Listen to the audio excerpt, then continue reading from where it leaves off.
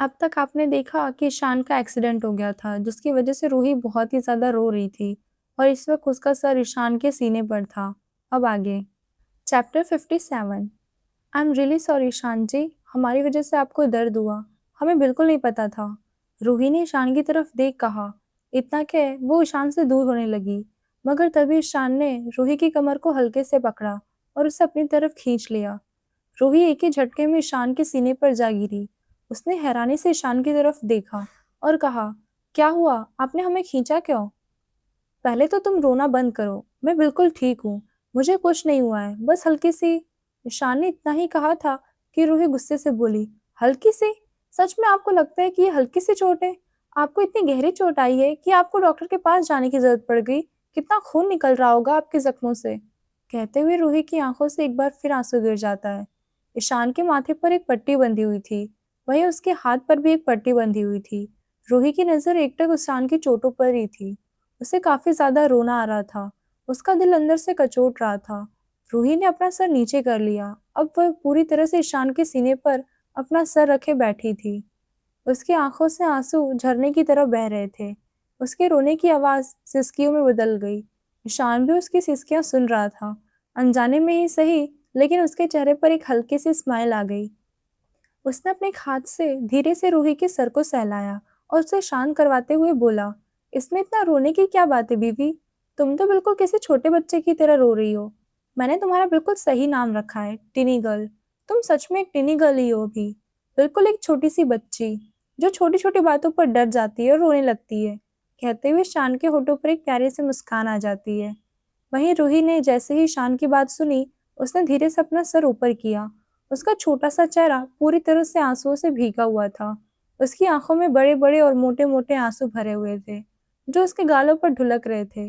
ये देख ईशान ने गहरी सांस ली, फिर धीरे से उठने लगा। उसे खुद से उठता देख रूही जल्दी से उसके ऊपर से उठ गई और तुरंत उसके पास गई। रूही ने अच्छे से उठाकर बिठा दिया। अब ईशान की पीठ पीछे बेड रेस्ट से टिकी हुई थी। रूही ने अच्छे से उसे टेक लगाए बिठा दिया था। ईशान ने इस वक्त कैजुअल कपड़े पहने हुए थे, जिन पर खून के छींटे लगे हुए थे। ईशान उठने लगा। ये देख रूही ने तुरंत उसे वापस बेड पर बिठाया और कहा, आपको क्या चाहिए? आप हमें बताइए, हम आपकी मदद करेंगे। ईशान ने कुछ पल उसे देखा, फिर कहा, वो मुझे कपड़े चेंज करने हैं, इन कपड़ों में सो नहीं सकता। इतना कि वो फिर से बेड से नीचे उतरने लगा, मगर रूही ने उसे फिर से बेड पर ही रोक दिया। आप यहीं बैठे रहिए, हम आपके लिए यहीं पर कपड़े ला देते हैं। इतना कि रूही सीधा क्लोजेट रूम में चली गई। कुछ देर बाद वो अपने हाथ में ईशान के कपड़े लिए उसके पास आई। ये देख ईशान अपनी शर्ट उतारने लगा, मगर तभी उसके मुंह से हल्की सी आह निकल गई। रूही झट से ईशान के पास गई और उसे रोकते हुए बोली, आप रहने दीजिए, हम कर देते हैं। इतना क्या वो ईशान की शर्ट निकालने लगी, मगर उसके हाथ ईशान के करीब जाते ही कांपने लगे। ईशान का चौड़ा सीना बिल्कुल उसके सामने था। उसके शर्ट के ऊपर की बटन भी खुली हुई थी। ये देख रूही को एक अजीब सी बेचैनी महसूस होने लगती है, मगर वो फिर भी उसे इग्नोर कर ईशान के शर्ट के बटन खोलने लगती है। वहीं ईशान अपनी गहरी नजरों से एकटक रूही के चेहरे को ही देख रहा था, जिसने अपने होठों को अपने दांतों तले दबाए रखा था। ये देख ईशान का दिल जोरों से धड़क रहा था। वहीं रूही के सॉफ्ट हाथ, उसकी उंगलियां ईशान को अपने सीने पर महसूस हो रही थी। ईशान की सांसें तेज हो गई। वो तो हमेशा ही बहक जाता था, जब भी रूही उसके सामने होती थी। रूही को तो बस एक नज़र देख भी ले वो, तब भी पागल सा हो जाता था। रूही को भी अपने ऊपर ईशान की इंटेंस नज़रें महसूस हो रही थी। ईशान की गर्म सांसें वो भी अपने चेहरे पर महसूस कर सकती थी। इसीलिए उसने जल्दी-जल्दी बटन खोले और ईशान के शरीर से उसे धीरे से अलग कर दिया। फिर वापस वहाँ से उठी और बाथरूम में चली गई। कुछ ही पल में वो अपने हाथ में एक गीला टॉवल लिए बाहर आई और ईशान के पास जा उसकी बॉडी को अच्छे से क्लीन करने लगी। ईशान की बॉडी पर भी हल्का-हल्का खून लगा हुआ था। रूही इस वक्त ईशान के बेहद करीब थी, इतने कि ईशान की गर्म सांसें उसे अपने गाल पर महसूस हो रही थी। ईशान भी जानबूझकर पूरी तरह से रूही के करीब झुका हुआ था। वहीं रूही का पूरा ध्यान सिर्फ ईशान की बॉडी पर था। वो उसे अच्छे से क्लीन करना चाहती थी, मगर ना चाहते हुए भी उसका ध्यान बार-बार ईशान की अट्रैक्टिव बॉडी पर जा रहा था। ईशान का खुला सीना देख उसके मन में न जाने कैसे-कैसे ख्याल आ रहे थे। रूही ने धीरे से अपना स्लाइवा गटका और अपने होठों को थोड़ा सा खोले गहरी सांसें लेने लगी। वहीं ईशान का भी कुछ यही हाल था। वो भी रूही को अपने इतने करीब देख खुद पर से कंट्रोल खो रहा था। उसका तो मन हमेशा ही रूही के आसपास घूमता था। वह तो रूही थी जो उससे दूर भागती थी, वरना ईशान तो उसे कभी छोड़ना ही नहीं चाहता था। रूही ने जल्दी से ईशान को उसकी शर्ट पहनाई और उससे दूर हो गई। हम आपके लिए डिनर लेकर आते हैं, तब तक आप आराम कीजिए। इतना कह उसने अच्छे से ईशान को एडजस्ट कर बिठाया और फिर बाहर चली गई। बाहर आते ही उसने खुद की बढ़ती सांसों को कंट्रोल किया और नीचे किचन की तरफ भाग गई। तभी उसे किचन में सुहानी जी दिखाई दी, जो कि ईशान के लिए सूप बना रही थी। मम्मी, आपने क्यों तकलीफ ली? हम आ ही रहे थे नीचे, रूही ने कहा। ये सुन सुहानी जी, कोई बात नहीं बेटा, अब बस तुम इसे लेकर ईशान के पास जाओ और इसे पिला देना। वो बहुत ही ज्यादा इंजर्ड हो गया है, उसे काफी चोटें भी आई हैं, तो शायद वो खुद से खा भी ना पाए, तो तुम उसकी हेल्प कर देना प्लीज। कहते हुए सुहानी जी ने रूही को वो सूप वाली ट्रे पकड़ाई। आप बिल्कुल फिक्र मत कीजिए मम्मी, हम उन्हें डिनर करा देंगे और मेडिसिन भी दे देंगे। इतना कि वो वहां से चली गई। वो सीधा वहां से अपने रूम में गई और सामने टेबल पर वो ट्रे रख दी। फिर उसमें से सूप का बाउल उठाकर ईशान के पास आई और बेड पर बैठ गई। उसने ईशान को देखा जो काफी इंजर्ड था। उसके हाथ में भी काफी गहरी चोट आई हुई थी। ऐसे में तो आप खा नहीं पाएंगे, हम आपको खिला दें? रूही ने मासूमियत से पूछा। चैप्टर 58। रूही की बात सुन ईशान एकटक रूही को देखने लगा। वो एकटक उसकी आंखों में ही देख रहा था। नेकी और पूछ पूछ। इतना कि ईशान झट से उसकी तरफ खिसक गया और अपने मुंह को खोल दिया। उसे इतनी जल्दी में ये सब करता देख रूही तो हैरान हो गई। आखिर ईशान को इतनी जल्दी थी क्यों? वहीं ईशान तो बिल्कुल किसी छोटे बच्चे की तरह रूही के सामने अपना मुंह खोले बैठा हुआ था कि कब रूही उसे अपने हाथों से खाना खिलाए। उसे तो बेसब्री से इंतजार था। खिलाओ बीवी, ईशान ने बेचैनी से कहा। उसे बस अब किसी भी हाल में रूही के हाथ से खाना खाना था। रूही ने जल्दी से अपना सर हाँ में हिलाया और एक स्पून लेकर उसे बाउल में उसे डिप किया। फिर उसमें सूप लेकर इसे ईशान की तरफ बढ़ा दिया। ईशान इस दौरान बड़े ही आराम से बैठा एकटक सिर्फ रूही को ही देख रहा था। उसकी पलकें तक नहीं झपक रही थी। रूही ने जैसे ही ईशान के होठों से वो स्पून लगाया, ईशान ने उसे एक ही झटके में पी लिया। वो इस वक्त बिल्कुल किसी छोटे बच्चे की तरह बिहेव कर रहा था, जैसे उसे खाना कितना पसंद हो। रूही काफी हैरान थी, मगर उसके होठों पर ईशान को देख हल्के से मुस्कान आ जाती है, लेकिन वो उसे जल्दी छुपा लेती है। अब उसका पूरा फोकस ईशान पर था। वो उसे अच्छे से पूरा सूप पिला देती है। ईशान भी खुशी खुशी सूप पी लेता है। इस दौरान उसकी नजर एकटक रूही के चेहरे पर ही थी।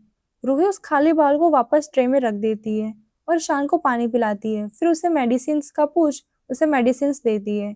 अगले ही पल वो ट्रे लिए नीचे चली जाती है। कुछ देर बाद वो वापस ऊपर आती है और देखती है कि ईशान लेटा हुआ है। उसकी आंखें बंद थी। कुछ देर रूही उसे यूं ही देखती रही, फिर अपने कदम बालकनी की तरफ बढ़ा दिए। उसने पहले ही रूम की लाइट डिम कर दी थी। अब रूही अकेली रूम की बालकनी में खड़ी एकटक ऊपर चांद की ओर देख रही थी। धीरे धीरे उसकी आंखों में हल्के आंसू आ जाते हैं, जिसकी वजह वो खुद नहीं जानती थी। हमारा दिल इतना तेजी से क्यों धड़क रहा है? हमें क्यों डर लग रहा है जब उनका एक्सीडेंट वाली बात सुनी तो हमने उन्हें तकलीफ में देखकर हम क्यों परेशान हुए इतना? हमारा मन क्यों इतना बेचैन उठा सिर्फ उन्हें इस हालत में देखकर?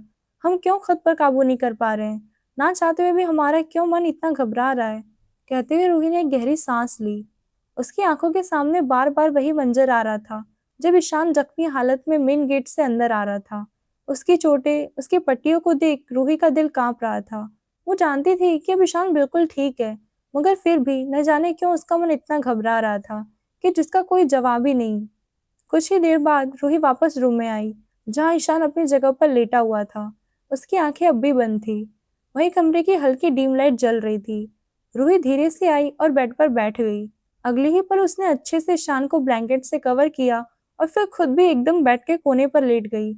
वह जरा भी नहीं चाहती थी कि उसकी वजह से ईशान को कोई तकलीफ हो। ईशान की चोट अभी भी ताज़ा थी।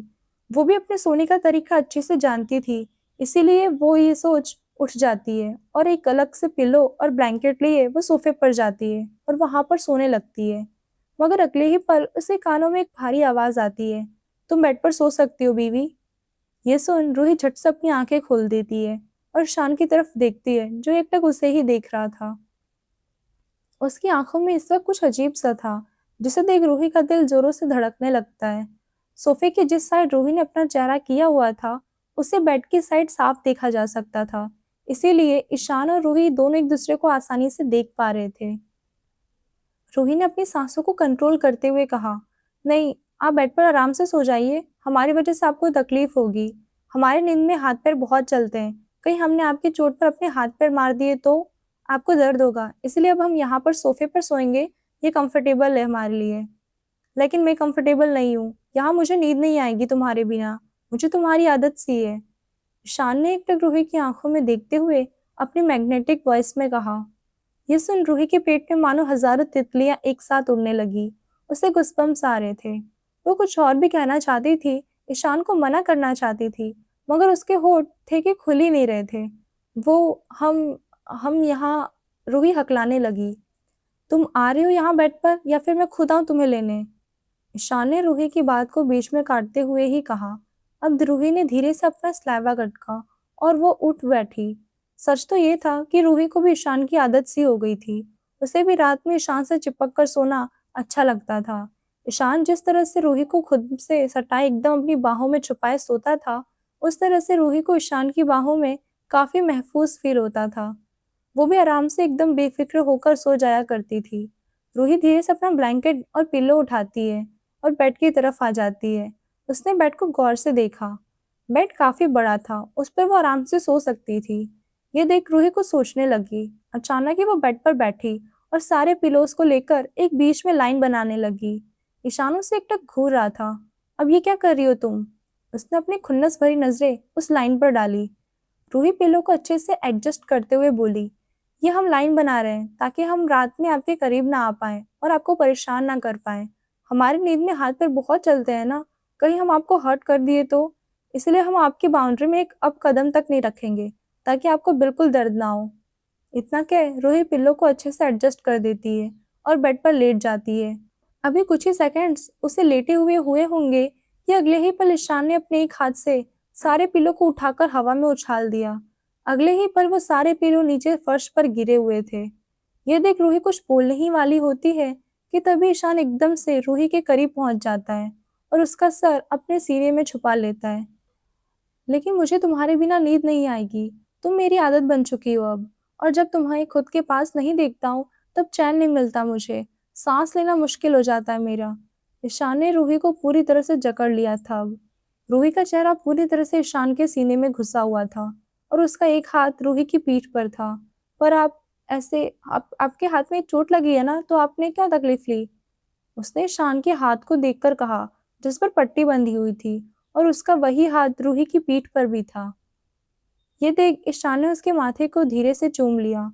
तो फिर तुम मुझसे दूर जाने की कोशिश मत करो, मैं खुद को तकलीफ देना बंद कर दूंगा। इतना कह उसने रूही को पूरी तरह से खुद में छुपा लिया। वहीं ये सुन रूही पूरी तरह से शांत हो गई। कुछ पल तो वो हिल तक नहीं रही थी। फिर अगले ही पल उसने अपने आप को और भी ज्यादा ईशान में छुपा लिया और अपना एक हाथ ईशान के ऊपर रख दिया। चैप्टर 59। अगली सुबह खिड़की से आती धूप के कारण रूही की नींद खुल गई। उसने जैसे ही अपनी आंखें खोली, उसके सामने ईशान का हैंडसम चेहरा आ गया। ईशान की आंखें इस वक्त बंद थी, मगर उसके चेहरे का नूर इतना ज्यादा था कि रूही की नजरें ही नहीं हट रही थी उस पर से। वो एकटक ईशान के चेहरे को निहारने में बिजी थी। तभी ईशान हल्का सा नींद में ही कसमसाया। ये देख रूही ने झट से अपनी आंखें बंद कर ली और वापस सोने का नाटक करने लगी। मगर जब उसे कुछ हलचल महसूस नहीं हुई, तो उसने अपनी आंखें फिर से खोली। ईशान की आंखें बंद थी। ये देख उसके दिल को राहत सी महसूस हुई। उसने एक चैन की सांस ली और फिर बेड से उठने लगी। मगर ईशान ने उसे कसकर पकड़ा हुआ था। उसका एक हाथ हमेशा की तरह रूही की कमर पर था। ये देख रूही ने गहरी सांस ली, फिर धीरे से कहा, इनका बस चले ना, तो ये हमें हमेशा अपने पास ही बांध कर रखें। कहते हुए रूही के चेहरे पर एक हल्की सी मुस्कान भी आ जाती है, जिसकी खबर उसे खुद नहीं थी। लेकिन फिर वो धीरे से बेड पर से उठी और उठकर वॉशरूम चली गई। कुछ देर बाद वो फ्रेश होकर बाहर आई। बाहर आते ही उसकी नज़र ईशान पर पड़ी, जो कि अभी भी सो ही रहा था। वैसे तो ये काफी जल्दी उठ जाते हैं हमेशा ही, लेकिन आज इन्हें सोने देती हूँ।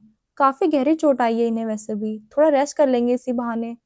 इतना कह रूही ड्रेसिंग टेबल के सामने खड़ी अपने बाल सुखाने लगती है, मगर उसकी कुछ बूंदें ईशान के चेहरे पर गिर जाती हैं।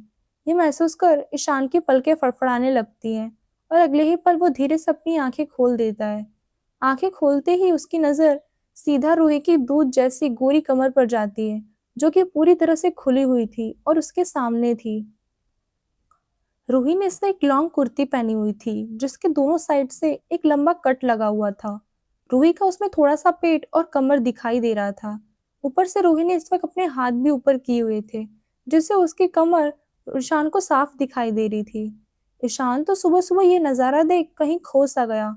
उसका तन मन धन सब उड़ चुका था। वो एक टक अपनी इंटेंस नजरों से उसे देखे जा रहा था जैसे अभी कच्चा ही खा जाएगा। वहीं रूही इन सब से बेखबर अपने बालों को संवारने में बिजी थी।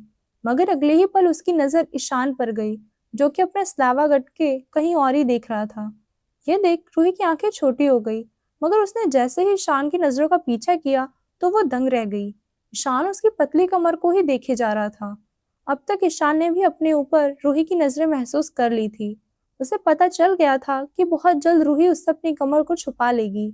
इसीलिए वो जानबूझकर उसे चिढ़ाते हुए बोला, अगर रोज रोज सुबह ऐसा नजारा देखने को मिल जाए तब तो मेरा पूरा दिन ही बन जाए।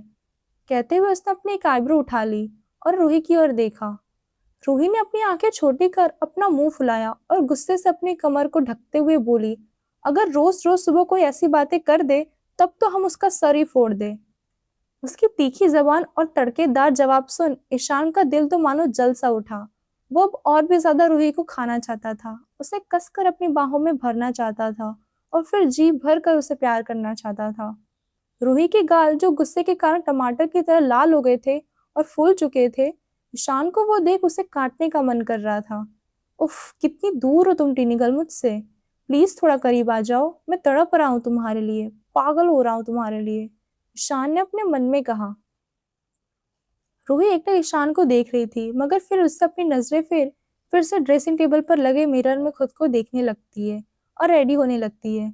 अब अगर आप उठ गए हैं तो सोने की कोशिश बिल्कुल भी मत करिएगा।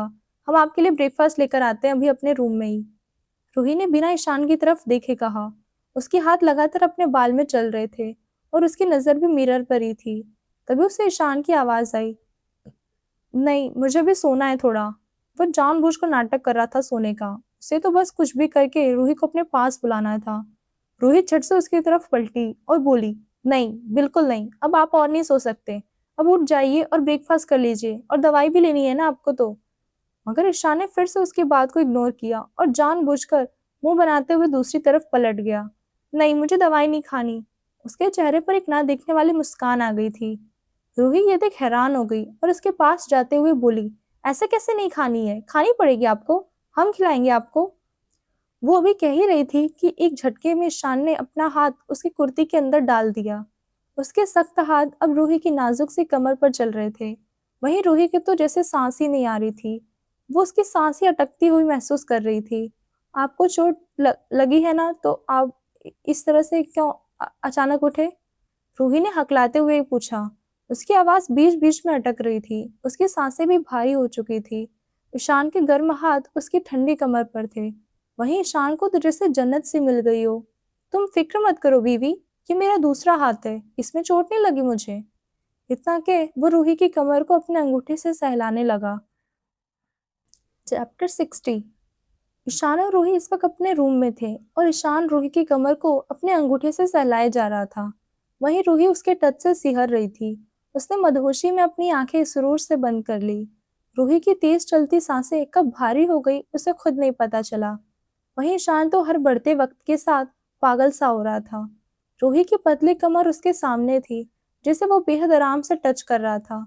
उसने हल्के से रूही की कमर को दबाया जिससे रूही की एक हल्की आह निकल गई। ये सुन तो अब ईशान से कंट्रोल करना मुश्किल हो रहा था। अगले ही पल ईशान झुका और रूही की कमर पर अपने होठ रख दिए। रूही कांप उठी। उसके हाथ अपने आप ही ईशान के बालों में चले गए और उसकी पकड़ कब ईशान के बालों में मजबूत हो गई उसे पता ही नहीं चला। वहीं ईशान के तपते होठों को जैसे बर्फ का ठंडा पानी मिल गया हो। वो बड़ी बेताबी के साथ रूही के पेट पर किस किए जा रहा था। उसकी किस इतनी इंटेंस और फास्ट थी कि रूही की आहें उस पूरे रूम में गूंजे जा रही थी। तभी शान ने महसूस किया कि रूही पूरी तरह से उसमें खो चुकी है और उसे खुद से दूर नहीं कर रही है। ये देख वो अब और भी ज्यादा तेजी से उसके पेट और कमर को किस और स्मूच किए जा रहा था। जगह जगह पर वो बाइट भी कर रहा था जिससे रूही की एक हल्की चीख निकल जाती थी। मगर वो फिर भी उसमें पूरी तरह से खोई हुई थी, इसीलिए उससे इस चीज का ध्यान ही नहीं था। ईशान जब भी उसके पेट पर अपने दांतों से काटता, रूही कसकर उसके बालों को पकड़ अपनी तरफ खींचती, जिससे ईशान और भी ज्यादा एक्साइटेड हो जाता और अपनी स्पीड बढ़ा देता। अब ईशान की नजर उसके तिल पर गई, जो कि बिल्कुल छोटा सा गोल मटोल था। रूही की उस दूध जैसी गोरी कमर पर वो तिल एकदम चांद का टुकड़ा लग रहा था। ईशान तो बस उसे देखते ही रह गया। यही तो उसकी सबसे बड़ी कमजोरी थी। ईशान ने धीरे से अपना स्लैवा गटका और अगले ही पल रूही की कमर को कसकर दबोच उस पर टूट पड़ा। रूही एक तेज सिसकी के साथ उसकी ओर खींची चली गई। अब ईशान का चेहरा पूरी तरह से रूही के पेट में था। वहीं रूही का चेहरा मधोशी से ऊपर था, जो कि तेज सांसें लिए जा रही थी। ईशान अब भी जी भर कर उसके तिल पर अपने मार्क छोड़ रहा था। कभी होठ, कभी दांत, तो कभी टंग से उसे परेशान किए जा रहा था। रूही तो उसकी इस बढ़ती बेताबी को बर्दाश्त ही नहीं कर पा रही थी।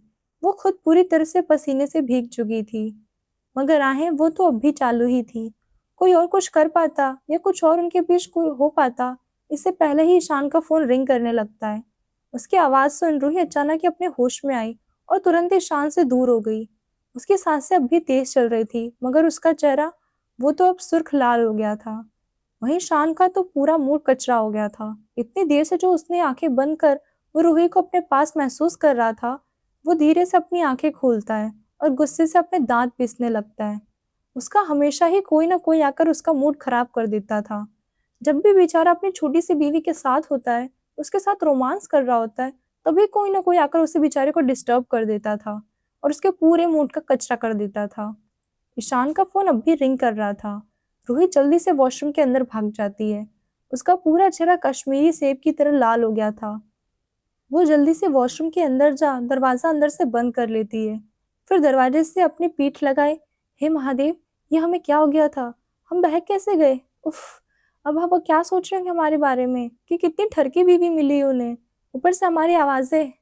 इतना कि वो चुप हो जाती है, क्योंकि उसके दिमाग में कुछ देर पहले का सीन याद आ रहा था, जब वो रूम में ईशान के साथ थी और उसके मुंह से अजीब अजीब सी आवाजें निकल रही थी। वो बाहें भर रही थी। यही सब सोचकर रूही की जान जा रही थी। उसे इस वक्त बहुत ही ज्यादा शर्म आ रही थी। उसका पूरा चेहरा लाल हो गया था। रूही ने अपने दोनों हाथों से अपने चेहरे को ढक लिया, मगर सबके बीच उसके होठों पर एक प्यारी सी स्माइल भी थी, जो रूही को और भी ज्यादा खूबसूरत बना रही थी। अगर ईशान इस वक्त रूही को देख लेता ना, तो इस रूप में तो वो पागल ही हो जाता, अपनी जान मार देता अपनी बीवी के लिए। उसके चेहरे की छोटी सी मुस्कुराहट भी उसके लिए कितनी मायने रखती है, ये उससे बेहतर कोई नहीं जान सकता। वहीं रूम में ईशान का दिमाग पूरी तरह से खराब हो गया था। और वो हो भी क्यों ना, सुबह सुबह उसके रोमांटिक मूड की जो बैंड बजा दी थी किसी ने। ईशान ने अपनी गुस्से भरी नजर अपने फोन पर डाली, जो कि नाइट स्टैंड पर था। उसने धीरे से अपने हाथ को बढ़ाया और फोन लिया। स्क्रीन पर शो हो रहे नाम को देखकर उसका दिमाग अब पूरी तरह से ठनक गया। उसने जल्दी से कॉल पिक किया और बिना सामने वाले की बात सुने कहा, अब तुम्हारी इस पूरे वीक की सैलरी कट। ईशान ने गुस्से से दांत पीसते हुए कहा। वहीं सामने ईशान का सेक्रेटरी राज था, मगर ईशान की बात सुन उसकी आंखें हैरानी से फैल गई। उसने रोने से सूरत बनाई और बोला, बॉस प्लीज, अब मैंने क्या कर दिया? वह लगभग अब रो ही देता। ईशान बात बात पर उसकी सैलरी काट देता था। चैप्टर 61। वहीं सामने ईशान का सेक्रेटरी राज था, मगर ईशान की बात सुन उसकी आंखें हैरानी से फैल गई। उसने रोनी सी सूरत बनाई और बोला, बॉस प्लीज, अब मैंने क्या कर दिया? वह लगभग अब रो ही देता। बेचारा पूरी तरह से अनजान था इस बात से कि उसने गलत टाइम पर फोन कर दिया है। उसका बॉस अपनी छोटी सी बीवी के साथ रोमांस कर रहा था और उसने उन्हें डिस्टर्ब कर दिया। बेचारा ईशान, सब उसके रोमांस के बीच आ जाते हैं। ईशान बात बात पर उसकी सैलरी काट देता था। बॉस प्लीज, रहम खाइए मुझ पर। राज लगभग अब रोने ही वाला था। वहीं ईशान ने एक नजर वॉशरूम के डोर को देखा, जो पूरी तरह से बंद था। ये देख उसने गहरी सांस ली और फिर तुरंत पैर पटकते हुए बेड से उठा, फिर बालकनी की ओर चला गया। तभी वॉशरूम का दरवाजा खुला। रूही ने अपनी छोटी सी मुंडी बाहर निकाली और आसपास देखने लगी। पूरा रूम खाली था। ये देख उसने एक राहत की सांस ली और तुरंत वॉशरूम से निकल कमरे में आई। वो जल्दी से रेडी हुई और रूम से बाहर निकल गई। कुछ देर बाद ईशान वापस रूम में आया और एक नजर पूरे रूम को देखा। उसने अपनी आंखें हल्की सी बंद की और धीरे से कहा, मतलब मेरी टीनी गर्ल मुझसे ही छुप रही है? कहते हुए उसके चेहरे पर एक चमक आ गई। उसने धीरे से अपनी आंखें खोली। इस वक्त उसके होठों पर एक तिरछी मुस्कान थी। वहीं दूसरी तरफ किचन में रूही ईशान के लिए ब्रेकफास्ट बना रही थी, क्योंकि उसे डॉक्टर ने लाइट ब्रेकफास्ट करने को बोला था। तभी किचन में सुहानी जी आई। उनकी नज़र जैसे ही रूही पर गई, वो हैरान हो गई, क्योंकि रूही अपने ही ख्यालों में गुम मंद मंद मुस्कुराए जा रही थी। उसके होठों पर इस वक्त बेहद प्यारी मुस्कान थी। उसका चेहरा भी सुर्ख लाल था। वो भले ही ब्रेकफास्ट बना रही थी, मगर उसका ध्यान तो खुद उसी में नहीं था। वह तो पता नहीं किसके ख्यालों में डूबी मुस्कुराए जा रही थी। यह देख सुहानी जी के चेहरे पर हल्की शरारत भरी मुस्कान आ गई। वो धीरे कदमों से रूही के पीछे जा खड़ी हो जाती हैं, और रूही को इस चीज़ का एहसास तक नहीं होता है। उसे तो ये तक भी नहीं पता चला कि कब सुहानी जी किचन में आई। यह देख सुहानी जी भी काफी हैरान थी। अगले ही पल सुहानी जी ने रूही के पास जा उसके कान में धीरे से कहा, कुछ ज्यादा ही जोर से बाइट किया ना शान ने। यह सुन रूही ने अनजाने में ही मुस्कुराते हुए अपना सर हाँ में हिला दिया और शर्मा गई। मगर अगले ही पल वो चौंकी। उसकी स्माइल अचानक ही गायब हो गई, और अचानक ही वो झट से अपना सर ऊपर कर देखने लगती है। फिर अचानक ही वो पलटी। पीछे सुहानी जी खड़ी मंद मंद मुस्कुराए जा रही थी। उनके चेहरे पर इस वक्त एक चिढ़ाने वाली मुस्कान थी। यह देख रूही हड़बड़ा गई और झट से उनसे दूर हो गई। उसके चेहरे पर जो स्माइल थी, वो अब पूरी तरह से गायब हो चुकी थी। मगर उसका चेहरा अब पहले से भी ज्यादा लाल हो गया था। नहीं, हमारा मतलब है कि हम ईशान जी से धीमे नहीं, मतलब रूही कुछ कहने की कोशिश कर रही थी, मगर उसके मुंह से ठीक से कुछ निकल ही नहीं रहा था। पूरा चेहरा शर्म से लाल लाल हो चुका था। वो सुहानी जी से नजरें ही नहीं मिला पा रही थी। ये देख सुहानी जी जोर जोर से हंसने लगी। रूही अब भी और ज्यादा शर्मा रही थी। अब तो रूही सुहानी जी के हंसने के कारण शर्म से पानी पानी हो गई थी। अरे बाप रे, देखो तो कैसे हमारे बेटे का नाम सुनते ही हमारी बहू के कान लाल हो जाते हैं। पूरा चेहरा टमाटर बन चुका है। इतना कि सुहानी जी फिर से हंसने लगती है। रूही तो अब कुछ भी बोलने की हालत में नहीं थी। उसने शर्म से अपना चेहरा अब और भी ज्यादा नीचे झुका लिया। वो ना चाहते हुए भी खुद की स्माइल को रोक नहीं पा रही थी।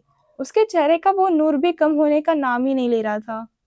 रूही लगातार अपने निचले होठ को बाइट कर रही थी। तभी उसने अचानक अपनी मुंडी ऊपर की और झट से कहा, लेकिन आपको कैसे पता कि शांजी ने हमें बाइट किया है, और हमें उनके बारे में ही सोच रहे थे। इतना कहते ही रूही ने फिर से अपनी आंखें कसकर मींच ली। उसे इस वक्त ईशान पर बहुत ही ज्यादा गुस्सा आ रहा था। सुहानी जी एक बार फिर उसकी बात सुन हंसने लगी। वो क्या है ना बेटा, तुमने अपने ईशान जी की निशानी को ठीक से छुपाया नहीं, इसलिए मुझे पता चल गया। कहते हुए सुहानी जी ने रूही के पेट की ओर इशारा किया, जहां पर ईशान के बाइट मार्क थे, और उस जगह पर लव बाइट भी था जो साफ साफ दिखाई दे रहा था। ये देख रूही ने अपना सिर पीट लिया। उसने ये चीज नोटिस ही नहीं की थी। इस चीज पर उसका ध्यान ही नहीं गया। वो पूरी तरह से स्पीचलेस हो गई थी। उसका पूरा चेहरा और भी ज्यादा लाल हो गया था। वहीं सुहानी जी की तो हंसी ही नहीं रुक रही थी। इससे पहले कि वो कुछ और बोलती, रूही ने झट से सब कुछ वहीं छोड़ा और वहां से तुरंत बाहर की ओर भाग गई। सुहानी जी की हंसी अब और भी तेज हो गई, और फिर वो अपना सर नाम में हिलाते हुए किचन के कामों में लग गई। वहीं रूही सीधा दौड़ते हुए अपने कमरे में आई और दरवाजा अंदर से बंद कर लिया। फिर दरवाजे से टेक गहरी सांसें लेने लगी। चैप्टर 62। रूही सीधा दौड़ते हुए अपने कमरे में आई और दरवाजा अंदर से बंद कर लिया। फिर दरवाजे से लगकर वो गहरी सांसें लेने लगी। वहीं ईशान, जो कि सोफे पर बैठे अपने लैपटॉप में काम कर रहा था, वो इतने शोर शराबे से उस तरफ देखने लगा। रूही ने इतनी तेज से दरवाजा बंद किया था कि ईशान हैरान हो गया।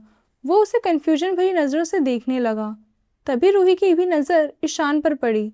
ईशान अभी भी अपने कल रात के कपड़ों में ही था। उसने अभी तक शावर नहीं लिया था। उसे देख रूही की आंखें छोटी हो गई। वो अपना पैर पटकते हुए ईशान के पास गई और बोली, आपने सदा शरीफ मत बनिए अब। इन मासूम आंखों का मायाजाल हम पर नहीं काम करेगा। कहते हुए वो गुस्से से उसे ही घूरे जा रही थी। ईशान उसकी बात सुन कंफ्यूज हो गया।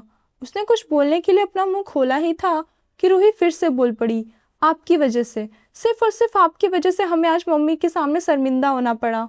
हम उनसे अपनी नजरें नहीं मिला पा रहे हैं। क्या जरूरत थी आपको वो सब करने की। अब मम्मी ने देख लिया, वो क्या सोचेंगे हमारे बारे में।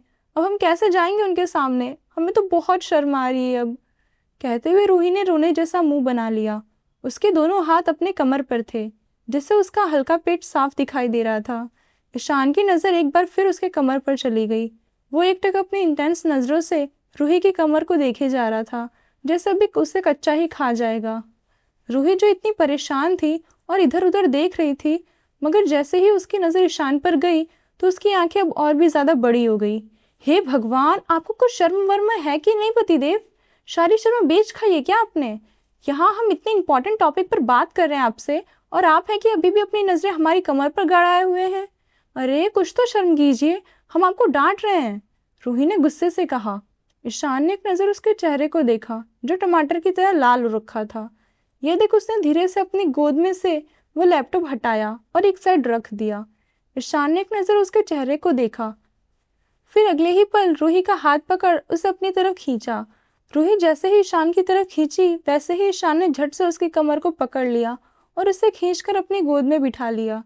रूही हैरान हो गई और ईशान की गोद से उठने लगी, मगर ईशान ने उसके गाल को कसकर बाइट कर लिया और कहा, जब तुम्हारी जैसी बीवी हो तो शर्म अपने आप भाग जाती है।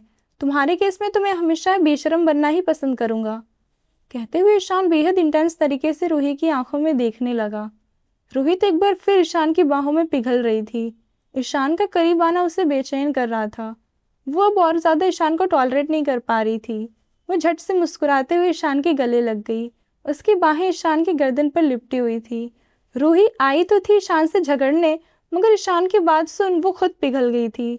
ईशान ने मुस्कुराते हुए उसके कंधे पर हल्के से किस कर लिया। रूही का इस तरह से शर्माना उसे घायल कर दिया था। वो तो रूही की हर अदा पर मर मिटता था। कुछ देर तक ईशान और रूही ऐसे ही बैठे रहे। रूही उससे अलग नहीं हुई थी। ईशान जी, रूही ने धीमे से कहा। ईशान ने वैसे ही उसे पकड़कर कहा। रूही मुस्कुरा उठी। ईशान की आवाज़ उसे इतनी प्यारी लग रही थी कि वो खुद ही खुद में सिमट रही थी। ईशान बोल भी इतने प्यार से रहा था। आज आप ऑफिस रहने दीजिए, आपको चोट लगी है ना, आप रेस्ट करिए घर पर, हम ऑफिस चले जाते हैं आज, रूही ने धीमे से कहा। नहीं, इसकी कोई ज़रूरत नहीं है, मैं अब बिल्कुल ठीक हूँ, मुझे एक इम्पॉर्टेंट काम है आज, मेरी एक इम्पॉर्टेंट मीटिंग है, मुझे जाना होगा ऑफिस। कहते हुए ईशान रूही से अलग हुआ और उसके चेहरे को अपने हाथों में भर एकटक देखने लगा। रूही ने बुरा सा मुंह बनाया और अपनी आंखें छोटी कर कहा, अगर आप एक दिन काम नहीं करेंगे तो कुछ हो नहीं जाएगा। रूही बोलते हुए बहुत ही ज़्यादा क्यूट लग रही थी। इस वक्त उसके होठों पर एक पाउट बना हुआ था। इस वक्त इतनी ज़्यादा वो प्यारी लग रही थी कि ईशान की तो उससे नज़र ही नहीं हट रही थी। उसने हंसते हुए रूही के होठों पर एक हल्का सा पैक दिया। जाना ज़रूरी है टीनी गर्ल, ये प्रोजेक्ट मेरे लिए बेहद खास है, मैं इसे काफ़ी टाइम से अचीव करना चाहता हूँ और इसके लिए मुझे हार्डवर्क तो करना पड़ेगा ना, तभी तो क्लाइंट वो पसंद आएगा और वो हमारे साथ डील करेंगे। तो आप बताइए ना, हमें क्या काम है, शायद हम आपकी कुछ हेल्प कर सकें। मगर आज रहने दीजिए ऑफिस, एक दिन तो आपको रेस्ट करना ही पड़ेगा, वरना आपके जख्म भरेंगे कैसे। आपकी जो भी मीटिंग हो वो आप कल कर लेना, रूही ने ईशान को देख कहा। ईशान कुछ पल उसकी ओर देखता रहा। अब रूही ईशान से कुछ भी कहने में हिचकिचाती नहीं थी। पहले वो बहुत डरती थी उसे कुछ भी बोलने में, मगर अब तो वो ईशान को ही कुछ नहीं बोलने देती थी, खुद वही बोलती रहती थी। ईशान ने एक नज़र अपने फ़ोन की ओर देखा, फिर किसी को कॉल लगा दिया। सामने से कॉल तुरंत ही रिसीव हो गया। आज की मीटिंग कल के लिए पोस्टपोन कर दो, मैं आज ऑफिस नहीं आ पाऊंगा, मेरी तबीयत ठीक नहीं है। इतना कि ईशान ने फ़ोन काट दिया। रूही ये सुनते ही खुशी से उसके गोद में ही उछल पड़ी और झट से ईशान के गले लग गई। यस, मतलब आप घर पर ही रहेंगे ना? इतना कि वो तुरंत उससे अलग हो गई। इधर दूसरी तरफ ऑफिस में राज एकटक अपने फ़ोन को घूर रहा था। ये बॉस को आज हुआ क्या है? आज पहली बार बॉस ने खुद से सामने से कहा कि वो ऑफिस नहीं आ रहे हैं क्योंकि उनकी तबीयत खराब है। इसलिए ये तो अपने आप में एक चमत्कार है, वरना बॉस तो हाई लेवल का फीवर हो तब भी ऑफिस आ जाते थे। चैप्टर 63।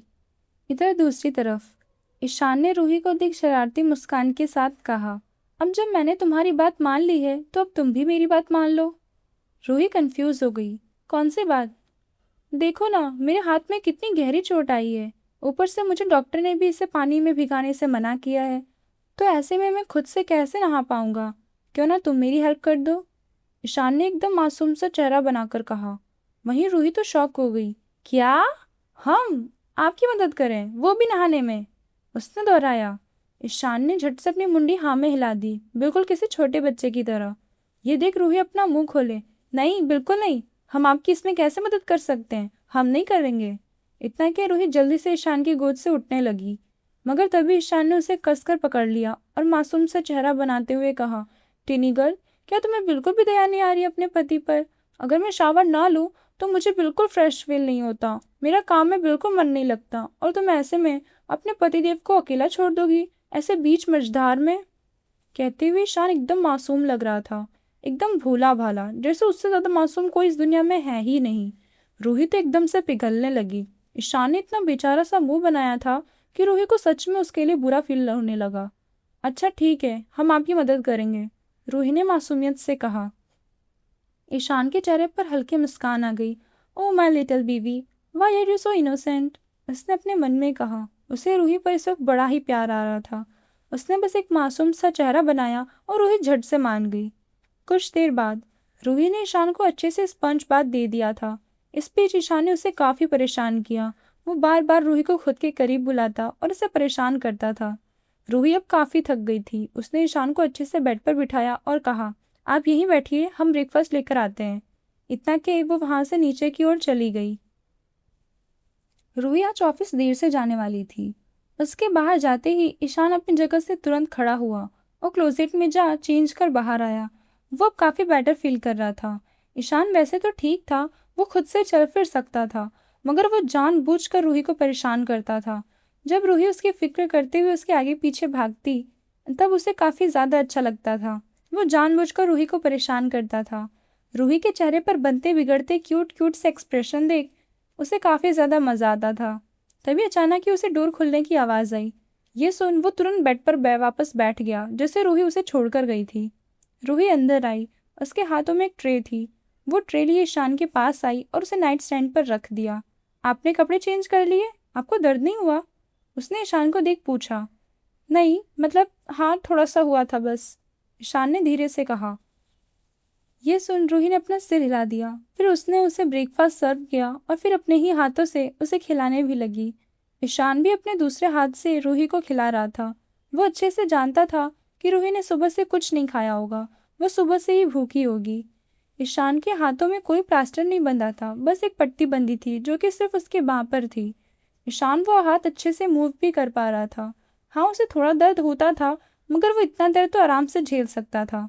उसके लिए ये कोई बड़ी बात नहीं थी, मगर रूही के सामने वो जानबूझकर खुद को लाचार महसूस करवाता था, जैसे रूही का ध्यान सारा उसकी तरफ आ जाए। और हो भी ऐसा रहा था। रूही का सारा फोकस सिर्फ और सिर्फ ईशान पर आ गया था। ये देख ईशान अंदर ही अंदर काफी खुश था। रूही हर वक्त ईशान के आसपास ही रहती थी। कुछ देर बाद रूही ने ईशान को मेडिसिन दिया और उसे रेस्ट करने का बोल ऑफिस चली गई। ऑफिस जाते ही उसे पलक मिल गई, जिसे देख वो काफी खुश हो गई और उससे थोड़ी बहुत बातें कर अपने डेस्क पर चली गई। तभी वहां पर राज आया और रूही को कुछ समझाने लगा। रूही भी उसे बड़े ही ध्यान से सुन और समझ रही थी। ईशान ने ही राज को कहा था कि वो रूही को एक नया काम दे, और वो ये था कि रूही को ईशान के प्रोजेक्ट में उसे असिस्ट करना था। उसके लिए उसे डिजाइन्स बनाना था, वो भी क्लाइंट की रिक्वायरमेंट को ध्यान में रखकर। रूही ने आज तक कभी भी इतने बड़े प्रोजेक्ट पर काम नहीं किया था। वो अच्छे से जानती थी कि ये प्रोजेक्ट ईशान के लिए काफ़ी ज़्यादा मैटर करता है, इसीलिए वो कोई गड़बड़ नहीं करना चाहती थी। मगर फिर भी उसका दिल काफ़ी घबरा रहा था। Miss Ruhi, any doubt? Raj ने रूही को देख पूछा, जिस पर रूही ने अपना सिर ना में हिला दिया। ओके देन, आज आपके क्लाइंट के साथ एक मीटिंग होगी, उसमें हम बाकी का वर्क समझ लेंगे। आपको क्लाइंट से कुछ पूछना हो तो आप पूछ भी सकती हैं, क्योंकि आगे जाकर आपको इस प्रोजेक्ट पर बॉस के साथ काम करना है। राज ने कहा। क्या हम? वो भी अकेले क्लाइंट के साथ मीटिंग करेंगे? कहते हुए रूही हल्की डरी हुई लग रही थी। उसने आज तक कभी भी ऐसे काम नहीं किया था। उसे काफ़ी डर लग रहा था कि कहीं उससे कोई गड़बड़ ना हो जाए। वो बनारस में भी जहाँ काम करती थी, वहाँ पर भी आज तक उसे कभी इतने बड़े प्रोजेक्ट पर असिस्ट नहीं किया गया था। ये उसके लिए एक बहुत बड़ा मौका होने वाला था। वो थोड़ी सी एक्साइटेड भी थी इस चीज़ के लिए। फिक्र मत कीजिए, आप अकेली नहीं होंगी, मैं आपके साथ ही रहूँगा, so don't worry about that. घबराइए मत, सब अच्छे से होगा, राज ने स्माइल करते हुए कहा। उसकी बात सुन रूही भी हल्का सा मुस्कुरा दी। तो आज के लिए इतना ही, मिलते हैं नेक्स्ट एपिसोड में। और यार, मैंने आप लोगों को इससे पहले बहुत ही ज़्यादा बड़े बड़े एपिसोड दिए थे, 52 मिनट्स के, 40 मिनट्स के, ऐसे एपिसोड दिए थे, बट उस पर मुझे कुछ खास रिस्पॉन्स नहीं दिखा। बिल्कुल ना लाइक था, ना कमेंट था, बिल्कुल भी ना के बराबर था। तो मुझे लगता है कि शायद आपको लॉन्ग एपिसोड पसंद नहीं आ रहा है। तो मैं सोच रही हूँ कि शायद आप लोगों को शॉर्ट वीडियोज़ ही पसंद आएंगे, तो अब शॉर्ट डालना चालू करती हूँ। कि शॉर्ट वीडियोस रहेगा, शॉर्ट एपिसोड रहेगा तो आप लोगों को ज़्यादा पसंद आएगा, क्योंकि आपको लॉन्ग एपिसोड तो पसंद ही नहीं आ रहे हैं ना।